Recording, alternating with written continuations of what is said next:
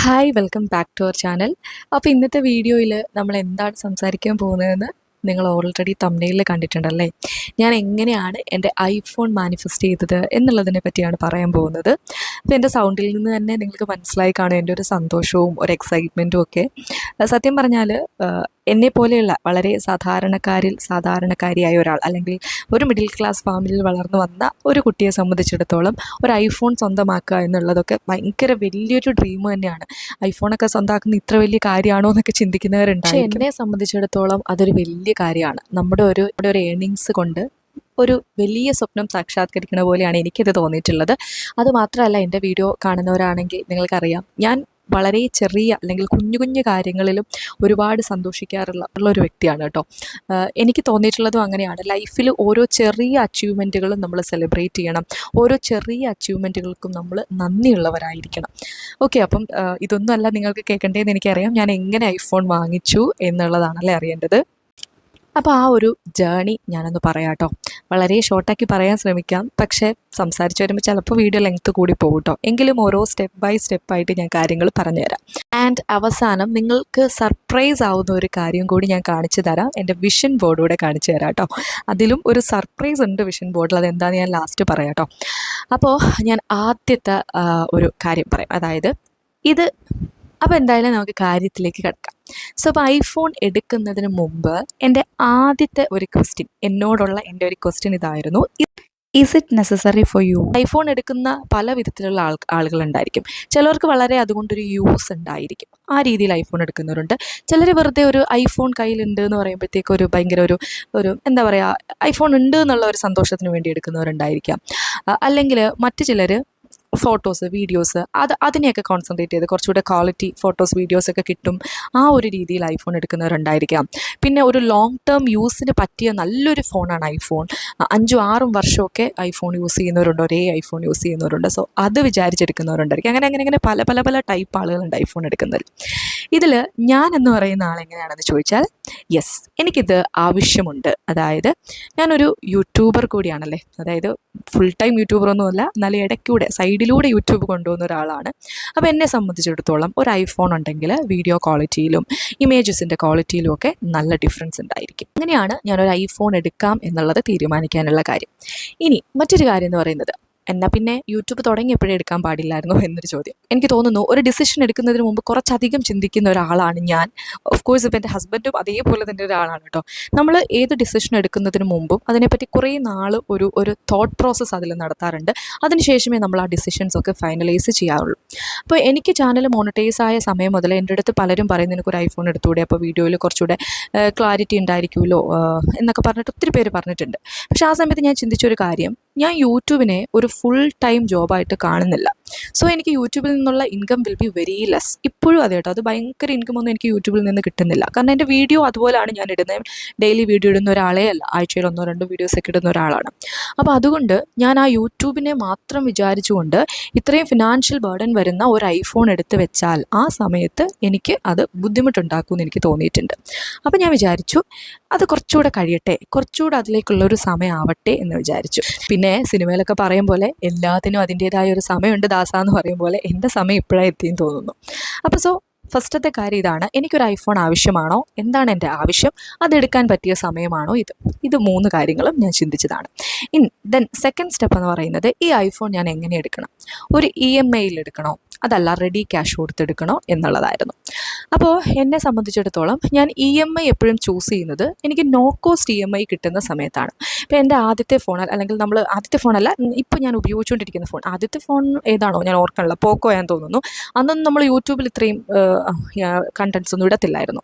അപ്പോൾ എന്തായാലും യൂട്യൂബിന് വേണ്ടിയിട്ട്, അല്ലെങ്കിൽ യൂട്യൂബ് നോക്കാൻ ഒരു ഫോൺ ഞാൻ ആദ്യമായിട്ട് എടുക്കുന്നത് സാംസങ് S21 FE എന്ന് പറയുന്നത് ഞാനിപ്പോൾ ഉപയോഗിച്ചുകൊണ്ടിരിക്കുന്ന ഫോണാണ്.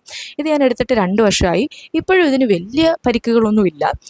പിന്നെ ഇതിന് ഞാൻ എടുത്ത സമയത്ത് 35,000 രൂപയായിരുന്നു പ്രൈസായത്. അപ്പം അതും ഇതേപോലെ ആലോചിച്ച് എടുക്കണമെന്ന് വിചാരിച്ചു എടുക്കുവാണെങ്കിൽ സാംസങ്ങിൻ്റെ ഒരു 20K എബവ് വരുന്ന ഒരു സീരീസ് എടുക്കണം എന്നാണ് വിചാരിച്ചത്.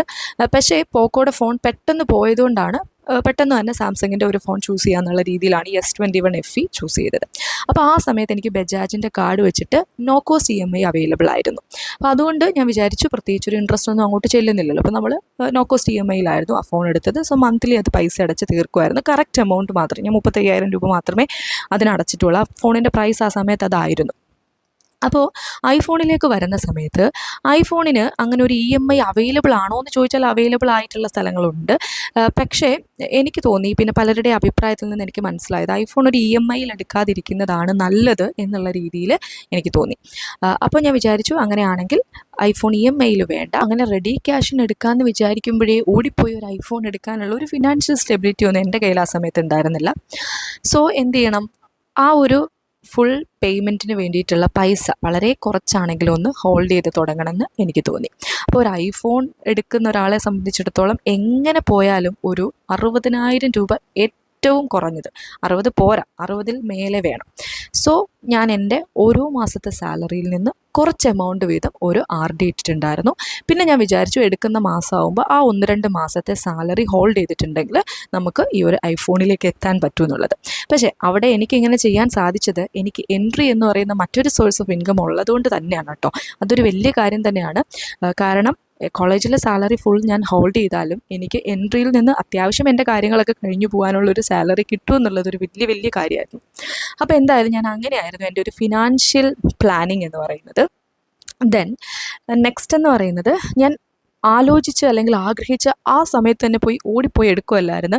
ഈ പറഞ്ഞ പോലെ ഫിനാൻഷ്യൽ സ്റ്റെബിലിറ്റിയെ പറ്റി, അല്ലെങ്കിൽ ആ ഒരു ഫിനാൻഷ്യൽ ഒരു ഏകദേശം ഒരു 1 lakh റുപ്പീസ് താഴെ വേണം എന്നുള്ളത് എനിക്കറിയാമായിരുന്നു. എങ്കിലും ഒരു 1 lakh എബോവ് ഉള്ള ഫോൺ എടുക്കുന്നതിനെ പറ്റി ഞാൻ ആലോചിച്ചിട്ടുമില്ലായിരുന്നു കേട്ടോ. എന്നാലും ഒരു 70-80 അത്രയും ആ ഒരു ബിറ്റ്വീൻ അത്രയും ഒരു പ്രൈസ് കയ്യിൽ വേണം എന്നുള്ളത് അറിയാമായിരുന്നു. അപ്പോൾ ഞാൻ അതിനുള്ള ഓഫ് കോഴ്സ് ആ ഒരു ഫിനാൻഷ്യലി അത് ഏൺ ചെയ്യാനുള്ള ശ്രമങ്ങൾ തുടങ്ങി എന്നതിനപ്പുറം ഈ ഫോണിനെ പറ്റി കുറേ ആളുകളോട് അന്വേഷിക്കാനും ആലോചിക്കാനും ആ ഒരു സമയം യൂട്ടിലൈസ് ചെയ്തു എന്നുള്ളതാണ്. എന്നെപ്പോലെ തന്നെ ഇതിലേക്ക് ഇറങ്ങിയ 1-2 ആളുകളുണ്ട്. ഒന്ന് നമ്മുടെ കൂടെ എപ്പോഴും നമ്മുടെ വീട്ടിലൊക്കെ എല്ലാ പരിപാടികൾക്കും ഉണ്ടാവാറുള്ള അറിഞ്ഞേട്ടൻ്റെ ഒരു ഫ്രണ്ടും, ഇപ്പോൾ എൻ്റെയും ഭയങ്കര ഒരു ഫ്രണ്ട് അല്ലെങ്കിൽ അനിയന്മാരെന്ന് പറയുന്ന കുറച്ച് പിള്ളേരുണ്ട്. ഞാൻ ഇടയ്ക്കിടയ്ക്ക് വീഡിയോയിൽ അവരെ പറ്റി പറയാറുണ്ട്. അപ്പോൾ അതിൽ അജ്മൽ എന്ന് പറയുന്ന ഒരു കുട്ടിയുണ്ട്. അവനാണ് നമുക്ക് ചേച്ചി ഈ ഫോൺ നല്ലതാണ് അങ്ങനെ ഇങ്ങനെയാണെന്നുള്ള കാര്യങ്ങളൊക്കെ പറയുന്നത്. മാത്രമല്ല അവർ വർഷങ്ങളായിട്ട് ഐഫോൺ യൂസേഴ്സാണ്. അപ്പോൾ അതിൻ്റെ കാര്യങ്ങളെല്ലാം അവർക്ക് വളരെ ക്ലിയർ ആയിട്ട് അറിയാം. പിന്നെ അടുത്തത് എൻ്റെ ഒരു ഫ്രണ്ടായ ദീപകേട്ടനാണ്.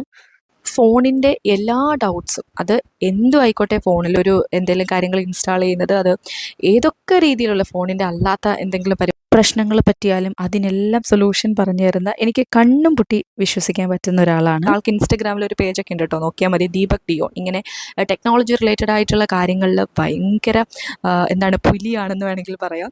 എൻ്റെ ഫോണിൻ്റെ കാര്യമാണെങ്കിൽ ഞാൻ ആർക്ക് ഫോൺ എടുക്കണമെങ്കിൽ, എൻ്റെ അമ്മയ്ക്ക് ഫോൺ എടുത്തപ്പോഴും അതേപോലെ അനിയത്തിക്ക് ഫോൺ എടുത്തപ്പോഴും ഇപ്പം ഏട്ടന് ഫോൺ വാങ്ങിച്ചു കൊടുത്തപ്പോഴും ഒക്കെ ഞാൻ ദീപക്കേട്ടൻ്റെ അടുത്തായിരുന്നു ആ ഒരു എങ്ങനെയുണ്ട് ഈ ഫോൺ, എന്തൊക്കെയാണ് ഇതിൻ്റെ ഫീച്ചേഴ്സ്, എന്തൊക്കെയാണ് ഇതിൻ്റെ ഹൈലൈറ്റ്, അങ്ങനെയുള്ള കാര്യങ്ങളൊക്കെ പുള്ളി വളരെ ക്ലിയർ ആൻഡ് കൃത്യമായിട്ട് നല്ല ക്രിസ്റ്റൽ ക്ലിയർ ആയിട്ട് പറഞ്ഞു തരും. അപ്പോൾ ഞാൻ ഓഫ് കോഴ്സ് ഐഫോണിന് വേണ്ടിയിട്ടും ആളുടെ അടുത്തായിരുന്നു ഓരോ ഫോൺ കാണിച്ചിട്ട് എന്താണ് ഇതിൻ്റെ മെറിറ്റ്സ് ഡിമെറിറ്റ്സ് എന്നുള്ള രീതിയിൽ ചോദിച്ച് മനസ്സിലാക്കിയത്. പിന്നെ എൻ്റെ എല്ലാ ആഗ്രഹങ്ങൾക്കും, അത് ചെറുതാണെങ്കിലും വലുതാണെങ്കിലും എല്ലാത്തിനും വളരെ സപ്പോർട്ട് ചെയ്ത് എപ്പോഴും എൻ്റെ കൂടെ നിൽക്കുന്ന എൻ്റെ ഹസ്ബൻഡ്.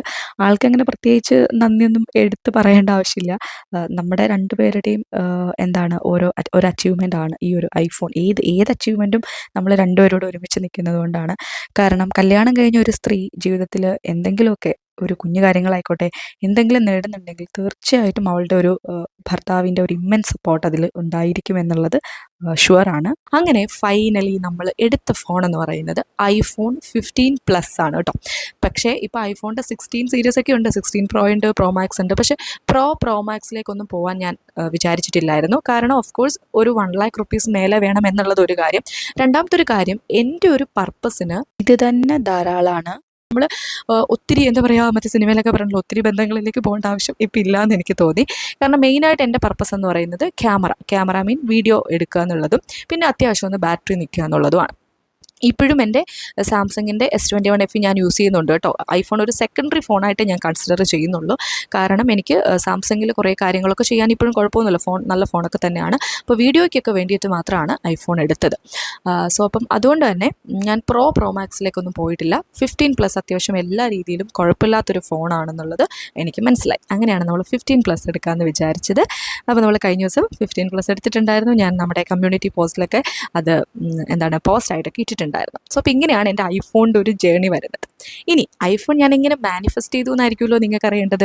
എന്താണ് ഞാൻ അതിനു വേണ്ടി ചെയ്ത മാനിഫെസ്റ്റേഷൻ ടെക്നിക്സ് എന്നുള്ള കാര്യമാണ്. അപ്പോൾ ആദ്യം അതിൽ ഞാൻ ചെയ്തൊരു കാര്യം, എൻ്റെ ഓരോ വശത്തെ വിഷൻ ബോർഡിലും ഈ ഐഫോൺ ഉണ്ടായിരുന്നു എന്നാണ്. ശരിക്കും ഞാൻ വിഷൻ ബോർഡിനെ സീരിയസ് ആയിട്ട് കണ്ടു തുടങ്ങിയത് 2024 തൊട്ടാണ്. ആ ഒരു വിഷൻ ബോർഡിലുള്ള കുറേ കാര്യങ്ങൾ സാധിച്ചിട്ടുണ്ട്. പക്ഷേ ഈ 24 എഴുതി എനിക്ക് നടക്കാതെ പോയ ഒരു കാര്യമായിരുന്നു ഐഫോൺ എന്ന് പറയുന്നത്. അത് മേ ബി ഞാൻ അന്ന് അതിന് അത്ര ഒരു ഇത് എടുത്തിട്ടില്ലായിരുന്നു. ബിക്കോസ് ആ ഒരു ഡെലിവറി കഴിഞ്ഞു, വാവയുടെ കാര്യങ്ങൾ. അപ്പോൾ ആ സമയത്ത് വീഡിയോയിലൊന്നും അധികം കോൺസെൻട്രേറ്റ് ചെയ്യാൻ പറ്റുമെന്ന് എനിക്ക് തോന്നിയില്ല. അപ്പോൾ അതുകൊണ്ട് തന്നെ ഐഫോൺ എടുക്കണം എന്നുള്ള ഒരു ആഗ്രഹം അത്ര ഇൻറ്റൻസ് അല്ലായിരുന്നു. പക്ഷെ അതിനുശേഷം അത്യാവശ്യം നമ്മുടെ വീഡിയോസൊക്കെ ഇപ്പം ആളുകളൊക്കെ കാണുന്നുണ്ട്. അങ്ങനെയൊക്കെ ആയപ്പോഴത്തേക്കും എങ്കിൽ പിന്നെ എടുക്കാമെന്നുള്ള ഒരു തീരുമാനത്തിലേക്ക് എത്തി. അപ്പോൾ ഞാൻ എൻ്റെ വിഷൻ ബോർഡിൽ അന്ന് ഒട്ടിച്ചു വെച്ചിട്ടുള്ള ആ ഒരു ഐഫോണിൻ്റെ പിക്ചർ ഇതിൽ ഞാൻ കാണിച്ചിട്ടുണ്ട്. സത്യം പറഞ്ഞാൽ ഐഫോണിൻ്റെ ഈ ഒരു ഫോൺ ഓർഡർ ചെയ്ത് കഴിഞ്ഞ് പിറ്റേ ദിവസമാണ് ഞാൻ നോക്കുന്നത് ഏത് ഫോണാണ് ഞാൻ ഡയറിയിൽ ഒട്ടിച്ചതെന്നുള്ളത്. ഞാൻ ഒട്ടും പ്രതീക്ഷിച്ചില്ല ഡയറിയിൽ ഒട്ടിച്ച സെയിം ഫോൺ തന്നെയാണ് എൻ്റെ കയ്യിൽ ഞാൻ വാങ്ങാൻ പോകുന്നതെന്നുള്ളത്. കാരണം ഇത് ഞാൻ ഈ ഡയറിയിൽ വിഷൻ ബോർഡ് സെറ്റ് ചെയ്യുന്ന സമയത്ത് ജസ്റ്റ് പിൻട്രസ്റ്റിൽ നിന്ന് ഒരു ഐഫോൺ എന്ന് സെർച്ച് ചെയ്തിട്ട് ഒരു ഫോൺ വരുന്നു, അത് കുഴപ്പമില്ലെന്ന് തോന്നുന്നു, അത് കാണുന്നു, പ്രിൻ്റ് എടുക്കുന്നു, ഒട്ടിക്കുന്നു. അതല്ലാതെ അന്ന് എനിക്ക് അറിയ പോലും ഇല്ല ഐഫോൺ 15 ഇറങ്ങിയ ഏറ്റവും ലേറ്റസ്റ്റ് ആയിട്ടുള്ളത് 15 ആണോ 16 ആണോ ഒന്നും അറിയില്ല. എനിക്ക് ഇപ്പോഴും ഐഫോണിനെ പറ്റി ഇപ്പം ഞാൻ എടുക്കാൻ വേണ്ടിയിട്ട് കുറേ അതിനെപ്പറ്റി അന്വേഷിച്ചു, കാര്യങ്ങൾ അറിഞ്ഞു എന്നല്ലാതെ അന്നൊന്നും എനിക്ക് ഐഫോൺ പറ്റി യാതൊരുവിധ ധാരണയും ഇല്ല. പക്ഷേ എന്നിട്ട് പോലും ഞാൻ എടുത്ത് ഒട്ടിച്ച ആ പിക്ചർ ഇന്ന് എൻ്റെ കയ്യിലുള്ള 15+ എന്നുള്ളത് എനിക്ക് ഇറ്റ്സ് റിയലി അൺബിലീവബിൾ. പിന്നെ ഈ ഒരു ഡയറി 23-ലെയാണ്. പക്ഷേ ഞാൻ ഈ ഒരു 23-ലെ ഡയറി തന്നെയാണ്, അതായത് നമ്മുടെ ഒരു ഡ്രീം ജേണൽ എന്നുള്ള രീതിയിൽ ആ 23-ലുള്ള ഡയറി തന്നെയാണ് ഉപയോഗിക്കുന്നത്. കാരണം അതിലാണ് എൻ്റെ കുറേ വിഷ് ലിസ്റ്റും കാര്യങ്ങളും എല്ലാം കിടക്കുന്നത്. ഞാൻ ഏട്ടനോട് ഞങ്ങൾ ഫോൺ എടുക്കാൻ പോകുന്നതിന് മുമ്പ് പറഞ്ഞു, ഫോൺ എടുത്തിട്ട് വരുമ്പം ഞാനൊരു കാര്യം കാണിച്ചു തരാമെന്ന് പറഞ്ഞു, സർപ്രൈസ് ആയിട്ടിരിക്കട്ടെ എന്ന് പറഞ്ഞു. അപ്പോൾ കാറിൽ വെച്ച് ഇതിനെപ്പറ്റി സംസാരിച്ചപ്പം അവനും ചോദിച്ചു എന്താ ചേച്ചി കാര്യം എന്നുള്ളത്. പക്ഷേ അത് കഴിഞ്ഞ് വീട്ടിൽ വന്നു കഴിഞ്ഞിട്ടാണ് ഞാൻ കാണിക്കുന്നത്. അപ്പം അവരൊക്കെ ഭയങ്കര സർപ്രൈസ്ഡായി. അതായത് വേറൊന്നുമല്ല, നമ്മളിപ്പോൾ നമ്മുടെ ഒരു മാനിഫെസ്റ്റേഷൻ ഭാഗമായിട്ടൊരു ഫോൺ എടുത്തു എന്നുള്ളതല്ല, കറക്റ്റ് ഫോൺ, എക്സാക്റ്റ് ഫോൺ, എനിക്ക് ഒരു ധാരണയില്ലാത്ത സമയത്ത് എടുത്ത് ഒട്ടിച്ച് വെച്ച അതേ ഫോൺ എൻ്റെ കയ്യിലിരിക്കും എന്നുള്ളത് ദ പവർ ഓഫ് യൂണിവേഴ്സ്, അത്രേ ഞാൻ പറയുന്നുള്ളൂ. പിന്നെ ഞാൻ ഈ ഒരു വിഷൻ ബോർഡ് സെറ്റ് ചെയ്തതല്ലാതെ എൻ്റെ ഗോൾ ലിസ്റ്റിൽ ഐഫോൺ വാങ്ങണം എന്നുള്ള കാര്യം എഴുതി വെച്ചിട്ടുണ്ടായിരുന്നു. അതിൻ്റെ ബഡ്ജറ്റ് എഴുതി വെച്ചിട്ടുണ്ടായിരുന്നു, അതിൻ്റെ കളർ എഴുതി വെച്ചിട്ടുണ്ടായിരുന്നു. എനിക്ക് വൈറ്റ് കളറുള്ള ഫോണായിരുന്നു ഭയങ്കര ഇഷ്ടം. എന്താണെന്നറിയില്ല, എനിക്ക് വൈറ്റ് കളർ ഐഫോൺ വേണമെന്നായിരുന്നു എൻ്റെ ഒരു ആഗ്രഹം. പക്ഷേ ബാക്കി ഞാൻ ഇപ്പം എൻ്റെ സാംസങ് S21 FE ഒന്നും വൈറ്റ് കളറൊന്നും അല്ല, അതിന് മുമ്പുള്ള ഫോണൊന്നും വൈറ്റ് അല്ല. പക്ഷെ അതെനിക്ക് ഒരു വൈറ്റ് കളർ വേണമെന്നായിരുന്നു ആഗ്രഹം. ദെൻ 15 സീരീസിൽ വരുന്ന ഒരു ഫോൺ വേണമെന്നായിരുന്നു എൻ്റെ ആഗ്രഹം. അതേപോലെ എൻ്റെ ഒരു ബഡ്ജറ്റ് റേഞ്ച് എന്ന് പറയുന്ന ഒരു ബിറ്റ്വീൻ ഒരു 70 to 80K ആയിരുന്നു. അപ്പോൾ ഇതെല്ലാം കൂടെ ഒത്താണ് എൻ്റെ ഐഫോൺ വന്നിരിക്കുന്നത്. സോ ഞാൻ ഭയങ്കര ഹാപ്പിയാണ്. അപ്പോൾ എനിക്ക് നിങ്ങളുടെ അടുത്ത് പറയാനുള്ളത്, you just believe the power of universe. അത് ഭയങ്കരമാണ്. പക്ഷേ നമ്മൾ ഐഫോൺ എടുക്കണം എന്ന് വിചാരിച്ച്, അല്ലെങ്കിൽ യൂണിവേഴ്സിന് നല്ല പവർ ഉണ്ടെന്ന് വിചാരിച്ച് നമ്മൾ മാറി ഒരു മൂലയിലിരുന്നാൽ ഇതൊന്നും സാധ്യമാവുമെന്ന് എനിക്ക് തോന്നുന്നില്ല. നമ്മൾ ആത്മാർത്ഥമായിട്ട് വർക്ക് ചെയ്യുക, നമ്മുടെ ഓരോ സ്വപ്നങ്ങൾക്ക് വേണ്ടിയിട്ട് വളരെ ഹാർഡ് വർക്ക് ചെയ്യുക, ബാക്കിയുള്ള കാര്യങ്ങളൊക്കെ നമ്മളെ തേടി വന്നോളൂ കേട്ടോ. അപ്പോൾ ഇത്രയൊക്കെ എനിക്ക് ഇന്നത്തെ വീഡിയോയിൽ പറയാനുള്ളൂ. വീഡിയോ ഇഷ്ടമായെങ്കിൽ ചാനൽ സബ്സ്ക്രൈബ് ചെയ്യുക, അതേപോലെ ഹാർട്ട് ഇടാൻ മറക്കരുത്. ഇപ്പോൾ എൻ്റെ എല്ലാ വീഡിയോസിലും കുറേ പേരുടെ ഹാർട്ടുകളൊക്കെ ഞാൻ കാണാറുണ്ട്. അപ്പോൾ അങ്ങനെ ഹാർട്ട് കമൻറ്റ് ഇടുക കേട്ടോ. അപ്പോൾ അടുത്തൊരു വീഡിയോയിൽ കാണാം. താങ്ക്